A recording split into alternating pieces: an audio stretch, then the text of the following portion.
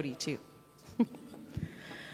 Hi, my name is Lori Greer. I'm a practitioner here in this community, and I am very happy to be running the service today for Reverend Mary while she's away. So we have a guest speaker today. Her name is Reverend Susan Overland, and she comes to us from the Center for Spiritual Living in San Jose. In May of 2001, Susan began her personal journey of profound transformation. She obtained her MA in Consciousness Studies in 2011, and as the Associate Minister in San Jose, she is dedicated to inspiring transformation and possibility in the lives of other people. Whether a speaker, facilitator, director, or teacher, her passionate, quick-witted, and straightforward point of view gives new perspective to living the science of mind and spirit. Reverend Susan has built quite a resume at the center in her journey from attendee to member to practitioner to minister. In addition, she is well known for her creativity, including numerous programs, plays, and thank you concerts. Prior to her call to ministry, Reverend Susan had a thriving career at Hewlett-Packard, and along the way collected numerous awards for her theater work in New York, from New York to California. We are very delighted to have her here with us today, so please join me in welcoming Reverend Susan Overland.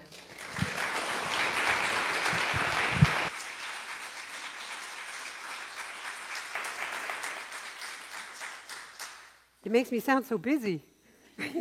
How are you? Thank you. I'm really, really delighted to be with you. It's a great honor. I bring you greetings from San Jose. Our senior minister is Dr. David Bruner. Some of you may know him. Some of you may have heard him at Asilomar or something, so he also sends his regards. And you are blessed with Mary. You've got Mary. Mary is fabulous. So I am aware that I am a guest in your beautiful home, and your hospitality is stunning. So thank you very much for all of your welcoming stuff, all of your welcoming ways of being. So I want to kind of dive into three things today. Can I dive right in? Are we good? I want to talk about Science of Mind as a user's manual, the Science of Mind text. And I also want to talk about when love shows up with toilet paper, or sometimes silence. Love shows up and is just silent. And also I want to leave you with three strategies that you can keep in mind if you're maybe having to make a tough choice, or if you're in a bit of a sticky situation, if there's a conflict that you're facing, maybe a sense of powerlessness over a headline. There's a lot happening in our world right now. And or sometimes just navigating everyday life. We could just use a new strategy or a different way of navigating things. As Lori indicated, I really started on my spiritual path in the Science of Mind. I don't know, I think I'm a late bloomer because I'm around so many people. So Dr. David Bruner, this is his 20th year at the Center for Spiritual Living. But I just reminded him it was also the anniversary of his ordination, which was in 1994. Well, that was actually his first letter of call, was in 94. And I think that was in Southern California. I found Science of Mind when my husband, Max, he's a practitioner in San Jose, Max and I were engaged to be married, and we wanted to find a spiritual community. So much like J.K. Rowling, with a lot less money, we sat in a restaurant and started writing a list on a napkin of things that we would want in a spiritual community. Because my background, I was raised Catholic, and I have no angst or animosity. I just outgrew it. I think that's the best way of putting it. And Max was raised fundamental Baptist, and that wasn't going to work. So we started writing a list. And our list had things on it like we wanted a community that was all-inclusive. We wanted a community where the message would be relevant, practical for the lives that we live. We wanted a community that had awesome music. That would be great. And so we had our little list, and then we found the Center for Spiritual Living in San Jose because someone I worked with at HP just happened to have this lunchtime conversation. And she said, "How's your morning been going?" I said, "It's kind of quiet. My senior VP is traveling, so I kind of spent the morning looking online at churches. We didn't have Google then. I said, I'm kind of looking at churches. Max and I are church shopping. And she went, oh, you'd love my place. She said, you should come visit sometime. And I said, well, what's that? And she said, the Center for Spiritual Living. And I went and looked it up. And I loved the website because the first thing that happened was there was a flash, remember flash videos? A flash video came up and it had all the different religious symbols.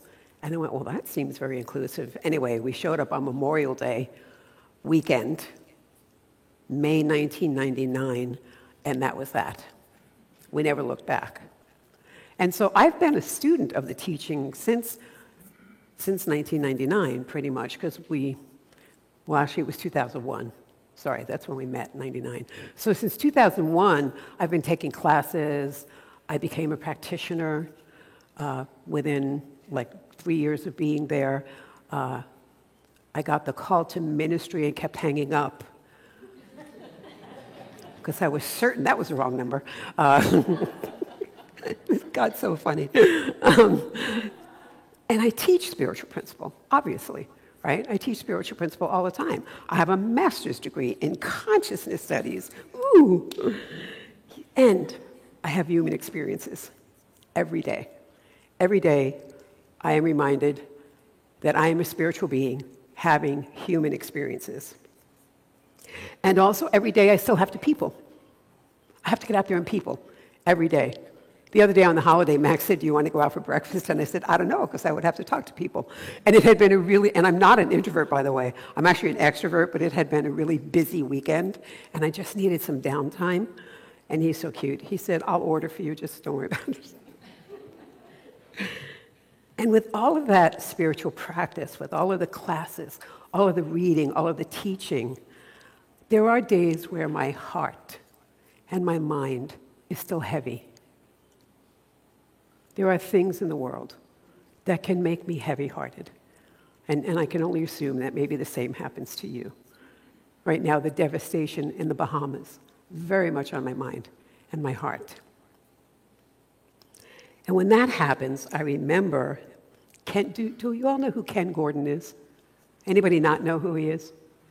Ken Gordon is our community spiritual leader. He's our pope, basically. If Science of Mind had a pope, he would be our pope. He's our community spiritual leader. He represents our teaching, our denomination in the world and on the world stage and on various platforms. He's a brilliant speaker. He is one of my fondest teachers, really. I love the way he moves through the world and how he eats, sleeps, and breathes principles. But he was talking about this very same thing. In 2017, I got to hear him in Chapala, Mexico, because every year in Chapala, in August, they have the Conference of the Latin Americas. And all the Latin American countries have basically their version of our Asilomar, which is our retreat in the summer. Well, they do theirs in August in Chapala, and it's beautiful. I get to meet our ministers and practitioners from Peru and from Mexico City and from Colombia and all these other beautiful Latin American countries who are trying to bring this teaching. And he gave a talk, and he said, Science of Mind was like a computer, or is like a computer, for which we haven't read the owner's manual. He said, we use it on the surface, but it's capable of so much more. And that has stuck with me because it just made me laugh so hard at myself. I mean, have any of you ever ignored an owner's manual? Or figured out, no, I can do this, Even your KitchenAid, that big, pretty red thing that sits on the kitchen counter, it probably does a lot more than make whipped cream, which, that's what I tend to use it for. I mean, there's all these attachments. I could learn how to make pasta in my spare time, but, it's just surface level. My car that's a favorite one. My car is 5 years old this month, and it probably wasn't. It was maybe a year ago when I was actually riding in the car with Dr. David. He was the passenger, and I'm outing myself. I am a terrible parallel parker. I would rather just drive around and find a parking lot 3 blocks away than have to like park in between 2 cars. No, that's not my thing. But he said, you have a camera. Your car has a front and a rear camera, and your mirrors will slide down. And I said, what? And he said, push the button on your mirrors, push it to the left. And I did. He said, now put your car in reverse. And when I did that, the mirrors went like this. And they pointed down. I could see the curb. I still didn't want to parallel park. I still got out and said, no, you do it. But I didn't read the owner's manual. The other thing I have is an iPhone. Anybody have an iPhone or another smartphone? The other day, I get to have my almost 6-month-old granddaughter 2 days a week. I get to care for her. And her name is Brooklyn. So the other day, I wanted to take a selfie with me and Brooklyn, which I did. But as I was doing that, she grabbed the phone. She's 6 months old. And all of a sudden, there were 37 pictures. Did you know that if you hold down the camera button, it just keeps taking pictures? I didn't know that. Again, the user's manual, 37 pictures. So the past couple of weeks, I have inadvertently been feeling, there's been some angst swirling around me. There's been a meeting or two that didn't go well. There were people who had an upset. There were hurt feelings. And it kind of threw me off my center because for once I wasn't involved in it at all. But it's like when your family isn't talking to one another. Have you ever had that happen? You have a family member where there's a conflict, and you're not really involved in the conflict, but yet it's swirling all around you. It's like swarming, like bees buzzing, and bees that don't like one another are buzzing. And, people want to take sides, and they want to talk about stuff. And so I really felt that I needed to consult the manual.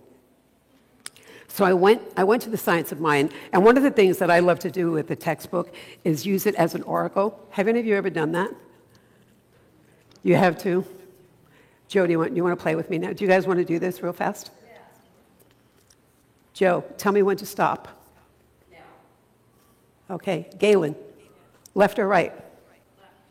Left. Lori, pick a number from 1 to 5.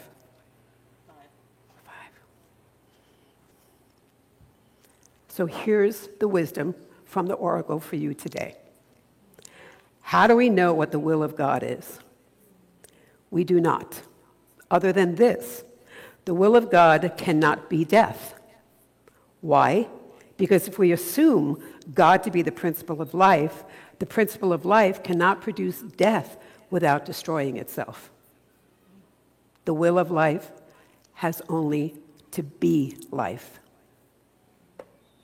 That was today's wisdom from the oracle. So there are times, that's the owner's manual for today, and there are times when there is something swirling around me like that, whether it's a conflict, whether it's a headline, I will do that. I will just simply go to the oracle and see what it opens to. Or I'll be with one of my mentors, even Dr. David and I, or my ops manager. Before our staff meetings, we'll do that sometimes.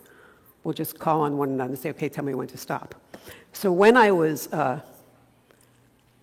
having this angst and stuff going on, I went to the other one. I went to this oracle.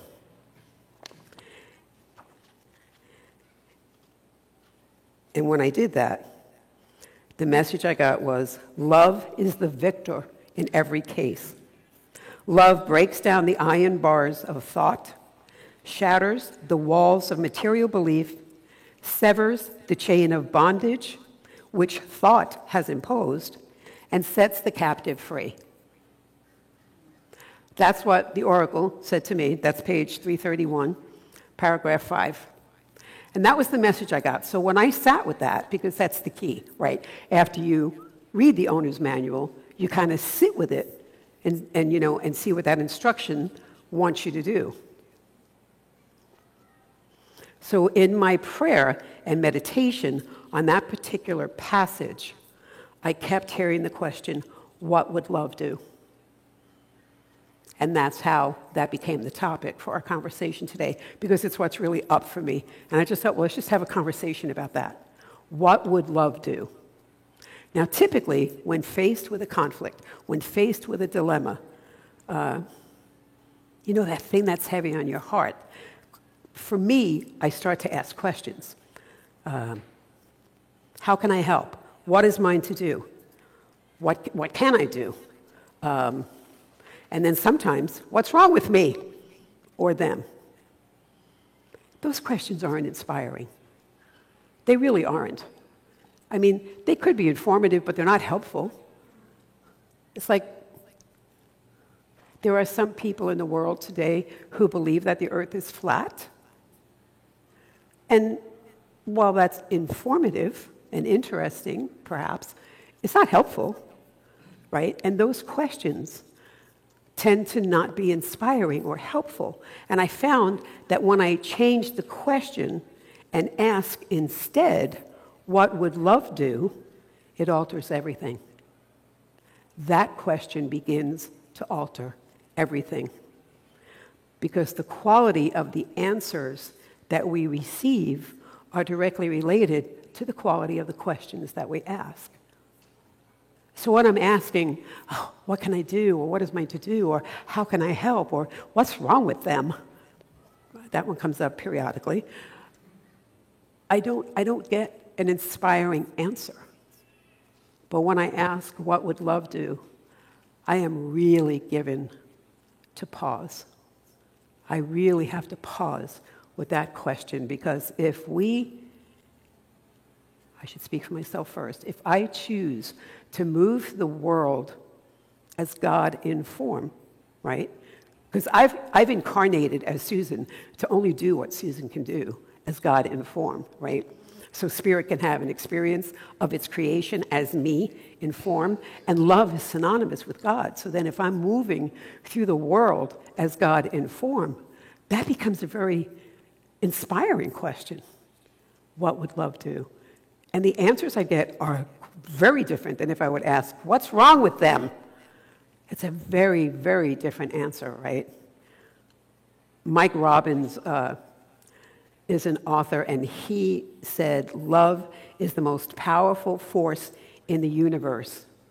Yet so many of us, myself included, almost apologize for talking about it, thinking about it, and wanting to have it play a lead role in our lives. I mean, we talk about love on a surface level, right? I love tacos. I love pizza. I love my car. I love my iPhone. I love my MacBook, right? We say that all the time. Oh, I love that movie. I love that book. I love that song. We say that a lot. But again, when you use the owner's manual, that's a whole different love conversation, right? The owner's manual, when it talks about love, is calling us to something very different. There are times when life occurrences can leave me feeling helpless. Anyone else? Yeah. Maybe a little heavy-hearted. And they can be huge, right? They can be very huge things. The crisis right now, the devastation in the Bahamas, is staggering. Mass shootings, staggering statistics. Hurricanes, fires, things that decimate places and people and their lives. And that doesn't mean we should overlook the smaller personal occurrences. The diagnosis, the loss of a loved one, a friend's diagnosis, a friend's loss of a loved one, a broken relationship, the loss in a beloved community. Our community was rocked, shaken off its very core 2 years ago when a couple who were the pillars of our community, elders of our community and pillars. So much still has their handprint on it. They were ever present. And they both chose to take their own lives together. They lived their relationship together the way they wanted to, and they chose to go out together. And while it could be a tragic love story, it's actually one of the greatest love stories ever written. But our community was completely bowled over. And what do you do? As the news started to trickle out, they're gone, they're gone, they're gone. I couldn't think of anything except to open the doors of the center. I flew to the center. I opened the doors. I created an altar. I lit candles. I made coffee. Another one of my colleagues, another minister, one of our staff ministers, she showed up with pastries and bagels and fresh fruit because we knew there was going to be a steady stream of people all day, every day. And then we actually put the word out that the center would be open at least until 8 p.m. for the next 48 hours, from 8 in the morning till 8 p.m. And our practitioners showed up in full force. Our ministers showed up in full force. And they simply held the high watch and kept people in consciousness. Sometimes I tell myself that the question is too hard. What would love do? That question's way too hard because the situation is way too big. But then I have to realize that's ego. That's really coming from ego and not coming from walking through the world as love in form. The ego asks that question because the ego, wants attention. Love is not like that. Matt Kahn, who is a motivational speaker and also an author, he said love is dynamic, courageous, and bold. And it's not showy. Love doesn't run in somewhere and say, okay, there's been a tragedy, but I got this. I'm love today. I got this. Love doesn't do that. Love just shows up, and sometimes it's quiet. It's dynamic and bold, yes, but it's humble and patient and peaceful, and it just gives. It gives. It gives with no attachment. It gives with no expectation of, no attachment to how it's received. It just is. It just is. Did you hear the story that Mr. Rogers told about his mother? Mr. Rogers said that when he was growing up, whenever there was something that really worried him or devastated him, things like we're facing today, like with the hurricane, his mother would just simply say, look for the helpers. Look for the helpers, because you're always going to find them. You're going to find the grandmothers who start baking and the neighbors who start putting casseroles together, right? Or somebody who just, flings open the doors and says, I'm here. I'm just here. Colleen Arnold is a physician. And in 2018, she wrote a blog relating to her husband's death. And it remains for me one of the most perfect examples. She tells the story that on the day after her husband died, her best friend showed up at the door. And her best friend had tears streaming down her face as she confessed, I don't know what to say. I don't know really what to do. And all I could think of was one thing, because I know that for the next couple of weeks, your house is going to be filled with 25 to 30 people a day. There are people coming in from out of town. Neighbors are pouring in with casseroles and people who want to sit with you and just maybe be a presence kind of thing. She said, and so knowing that, she said, her friends started going to the car and carrying in cases of paper products. She brought toilet paper. She said, you're going to have people here for weeks. You're going to need toilet paper.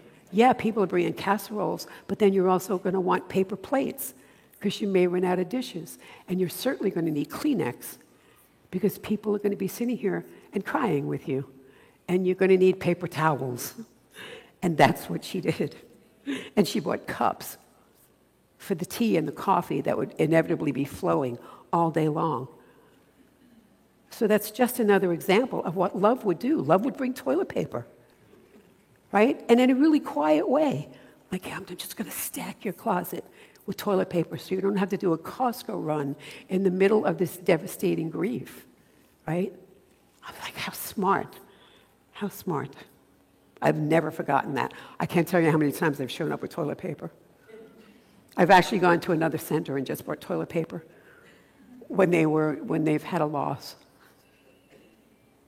When I begin to worry and I have nothing to say, like, what am I going to say? How do I sit with this person who's lost a child?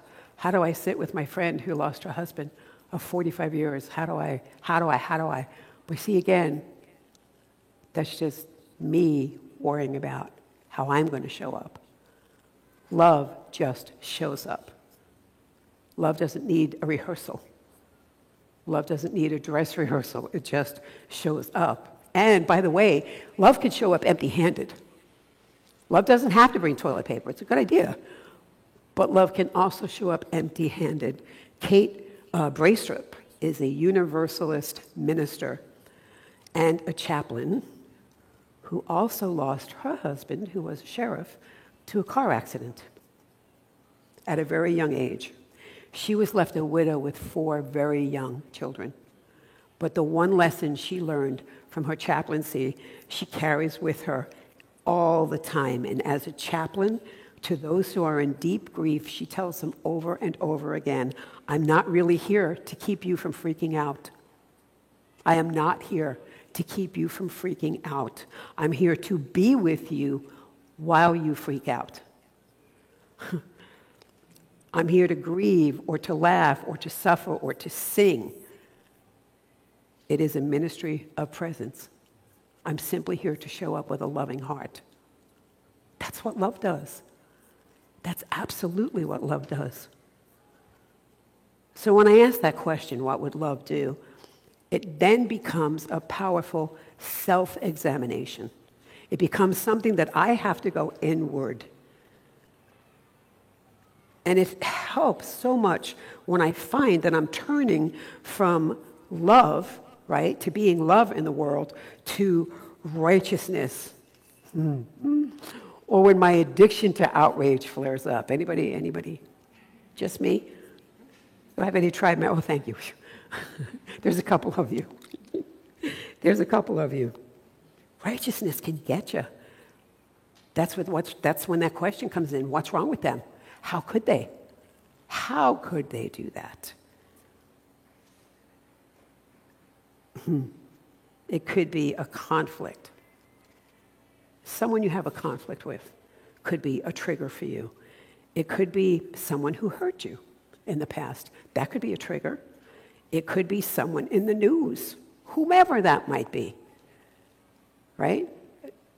That could be a trigger. Matt Kahn, that motivational speaker I mentioned, he calls it the amateur Santa list. He said, we're all a bunch of amateur Santa Claus walking around with our own naughty and nice list. This person I will love, this one not so much. They didn't deserve it today. This person is on my naughty list. I don't even know if I want to pray for them. He said, the best way to get back into spiritual alignment is to picture that person's in your mind's eye. In fact, I would invite you right now to do that. If there's a conflict, if there's someone where you feel a little bit out of alignment with, someone who's a trigger maybe, who knocks you off your spiritual center. It could be a situation. When you picture them in your mind's eye, begin to bless them. because that's what love would do. Love would bless that person. You just get quiet for a minute and say, wow, I'm just going to bless you today with all of the love and the joy that your heart can desire and hold. I'm going to raise you, I'm going to praise you, and I'm going to release you to your highest good. That's my blessing for you today. And by the way, if they really, really are a trigger, you can even bless them to their highest and farthest good. You can do that. That's still a blessing. I raise you, I praise you, I release you to your highest and farthest good. But as we interact with our families, or avoid them, as we interact with in-laws, with friends, with coworkers, strangers in the street, the driver that irks you, that thing, that person in the store who got in that 10-item line with 12, you counted. Pfft. Rebel. With a restaurant, the person in the restaurant who's maybe talking so loud on their phone, you can't smell your dinner. You can't taste your dinner because they're too loud. Ask that question over and over and over again before you speak, before you act, before you react. What would love do in this situation? Karen Drucker actually wrote a song by that title. I was telling Bodhi this morning, I said, Karen, I've just found out like 2 days ago. And I thought I'd heard everything that Karen Drucker ever wrote, but she wrote a song called What Would Love Do? And I love the lyric. The lyric is, love has all the answers. Love makes no demands. Love will lead me to the truth and help me to understand that life is all about love. What a fantastic lyric. She's so talented. So as I begin to wrap up, I want to leave you with the 3 strategies that I mentioned. And I just want you to think about it this week. And I don't want you to go looking for a challenging situation, but if there happens to be one in your life, to pick a challenge or a difficult aspect of your life right now, maybe that trigger person, I just want you to sit with it in your quiet time, in your meditation, and just think about what's going on. How do you feel about the situation or your relationship? And more specifically, think about what kind of questions did you find yourself asking? Were they inspiring questions? Or were they kind of dead end, there's really no answer to that kind of question? And then the second thing is change it up. After you recall the situation, after you're with it for a little while, and you pull up what's really going on for you, ask the question, what would love do? And really allow yourself to hang out. Hang out in that powerful inquiry and see what shows up. See what shows up for you. You may have a lot of ideas that come to you or insights, like, I know what might be needed here. You may actually find that there's something you can do, like physically do, but most surely you'll at least get a deeper awareness or insight for what you could do if you allow love to lead the way. And then the third thing, as you allow yourself to ponder and consider the question long enough that you really feel it in your bones. That's the third thing. Don't be in a hurry with the question. Really allow yourself to feel it. And maybe you will be called to take an action, right? To be dynamic, to be bold, to be courageous, right? Because that's what love is. Or simply to be peaceful and humble, right? Simply to be quiet with it, to show up quietly. Most importantly, it's not so much about what you do, it's more about where that comes from, right? If it truly comes from a deep place of love within you, then you'll know it, you'll feel it, and hopefully you'll be able to bless it, or him, or her, or that. There are a lot of things these days that are very ripe with opportunities to practice asking ourselves the bold question, what would love do? If we're courageous enough to ask, to truly listen to the answer we receive, and to act from a place of real love, compassion, and truth, we have the opportunity to transform not just our own lives, but the lives of others in a real and profound way. When we do that, we actually become spirit guides in human clothing. I like to think of it that way. When we come from that place of love, when we're moving through the world as love in form, we're then a spirit guide in human clothing. And then for me, the real question shifts just a tiny bit. And I ask, when do I start doing that? Thank you very much for having me today. Fred? Yes.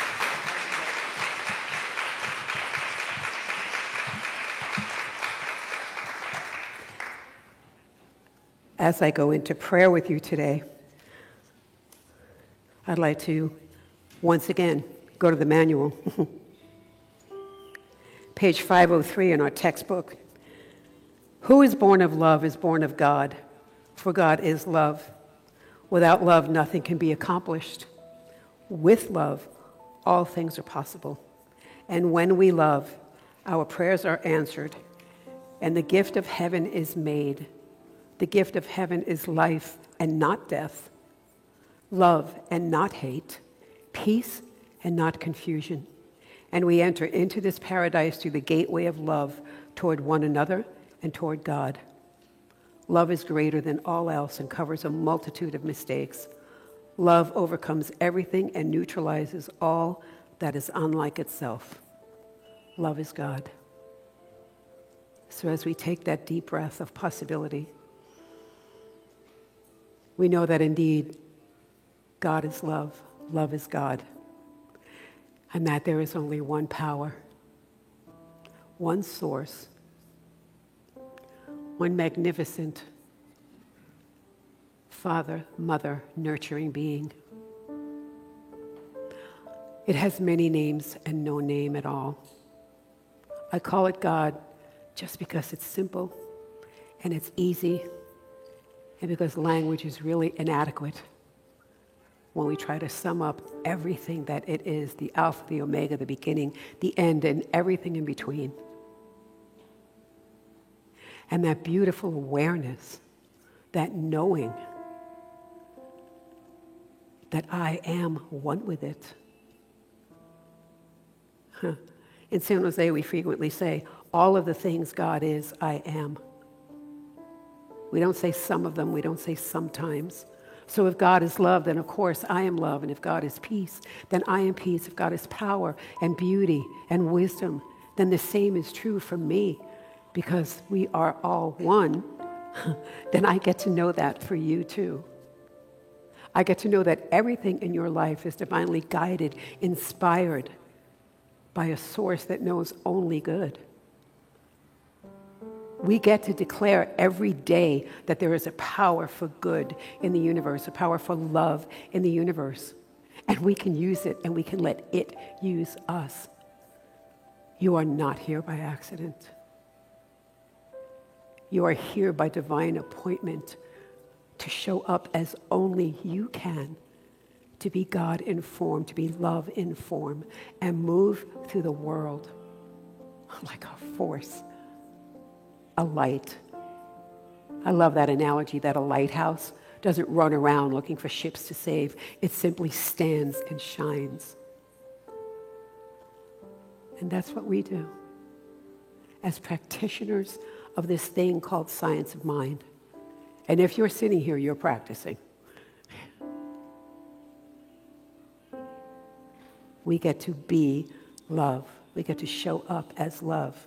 We get to move through the world as love and watch as transformation happens, one person, one encounter, one blessing at a time. And for this, I am deeply grateful. I'm grateful for your yes. I'm even grateful for your maybe. I'll check it out.